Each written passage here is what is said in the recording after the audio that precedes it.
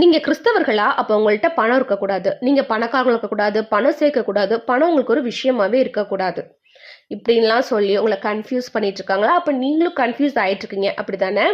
அப்படிதான்னா, அப்ப இந்த வீடியோ உங்களுக்காக தான். உண்மையிலே ஏசப்பா பணத்த பத்தி என்ன சொல்லியிருக்காரு அப்படிங்கிறத இந்த வீடியோல டீட்டெயிலா பார்க்கலாம். வாங்க வீடியோக்குள்ள போலாம்.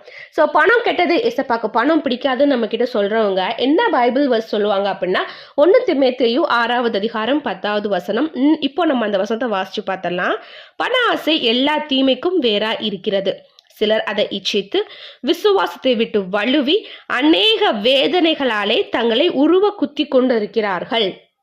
ஸோ நம்மளுக்கு தெளிவா சொல்லிட்டாரு, பணம் பிரச்சனை இல்லை, பண மேல நம்ம வைக்கிற ஆசை தான் ரொம்ப பெரிய பிரச்சனையா இருக்கு.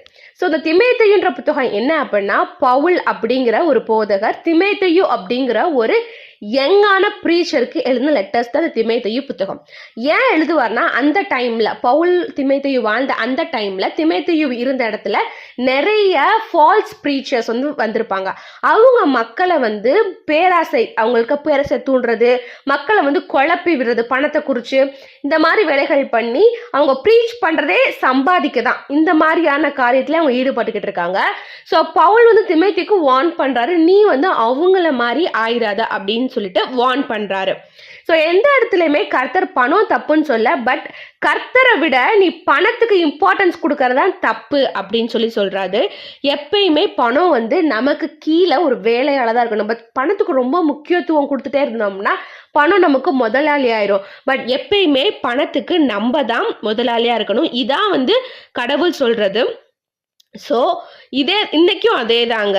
நம்மளோட பணம் வந்துருச்சுன்னா ஒருத்தனோட உண்மையான குணம் வெளியே வந்துடும். அந்த உண்மையான குணம் எப்படி இருக்கக்கூடாதுன்னா, அவன் ரொம்ப பேராசக்காரனா, கர்த்தரை விட்டு விலகி போடக்கூடாது. பணம் சில பேர் அப்படிதான், எல்லாமே என்னால் முடியும், எனக்கு எது கர்த்தர்னு போயிடுறாங்க.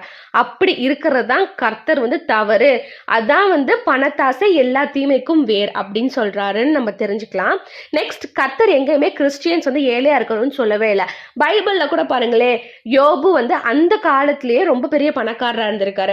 ஆபிரகாமும் நல்ல பணக்காரர், கர்த்தர் நல்லா ஆசீர்வதிச்சிருக்கிறாரு. அதுக்கப்புறம் தாவீது ஒரு ராஜாவா இருந்திருக்கிறாரு. அவர்கிட்ட இல்லாத செல்வங்களே கிடையாது. யோசேப்பை பாருங்க, எகிப்துல ஒரு பஞ்சம் வந்தப்ப அவரு தான் உணவுக்கு அதிகாரியா இருந்திருக்காரு. ஸோ பைபிள்ல இருக்க எல்லாத்தையுமே கர்த்தர் ஆசீர்வதிச்சிருக்காரு. ஏசப்பா பணத்தை வெறுக்கலங்க. பணத்தினால வர பேராசை, பணத்தினால வர பெருமை, கர்த்தரை விட்டுட்டு பணத்தை தேடுறாங்களே அதிகமாக, அந்த மாதிரி ஆட்களை தான் வெறுக்கிறாங்க. ஸோ எப்பயுமே பணம் கெட்டது கிடையாது. கிறிஸ்டியன்ஸ் பணக்காரங்களா இருக்கலாம், தப்பே இல்லை. உங்களுக்கு இந்த வீடியோ பிரயோஜனமாக தான் லைக் பண்ணுங்கள், யாருக்கு தேவையோ ஷேர் பண்ணுங்கள்.